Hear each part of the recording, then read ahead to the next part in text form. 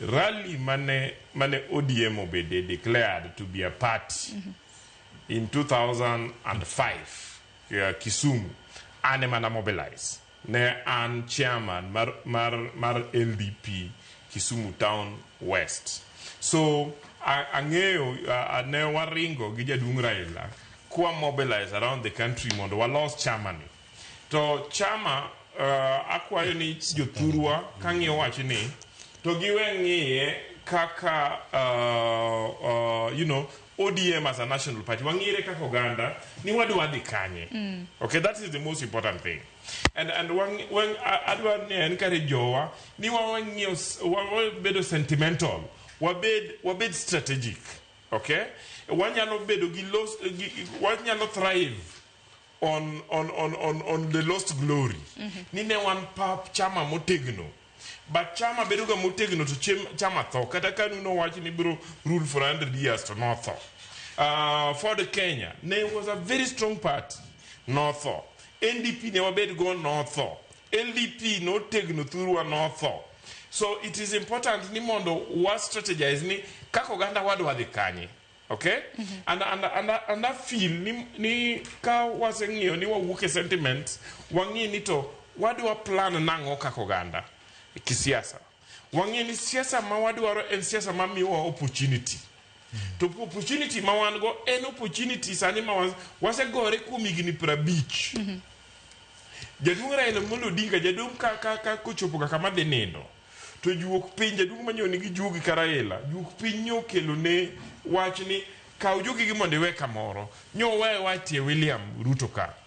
Watigo opportunity no mar sani ma yowuotwa nitie finance, nitie interior, nitie attorney general, nitie budget committee, nitie security committee. Ma wan negotiated opportunities. Watigo mondo watergo development through to make sure ni after 2027 we are not at a worse position, we are at a better position. Tomorrow we are at a better position, wang'iane between gambling. Ni wadwa ringo, wadwa kendara, wadhi tiyo go position. To gitiyo gi President William Ruto, mondo wa consolidate sirikandni. Ere mabeta, anadwa ni mondo aji jaduong' Wasara. To gi Boas. Ni wadhi uru mondo wachok jowa, mondo wakete tie William ka. Mondo wa miye confidence, mondo odhi ologi ni kendo motegno, ka wane iye kendo kwa participate. Nikech President William Ruto bro bedo president whether Joluo bede or not. To what one obey or win, ni Joluo played a role. Lastly, therefore, the focus should be focus on development and not focus on siasa. And therefore, what is it my siasa ni nyalo kelo thurua for the time being? About succession Raila Odinga. I say watch you can repeat. There is no single individual. Manyalo replace Raila Odinga. Raila Odinga was like 5 different strong leaders in one body. But jaduong kendo daktari Oburu Odinga and Ngama has been and it took a lot of time kakatiyo Raila. Ni jaduong Oburu Odinga was the final advisor. Raila nenya winjo pajite to parwang no tigo mogik. En paro ma Oburu Odinga tiyo kode. So Oburu Odinga nyalo lead through this transition.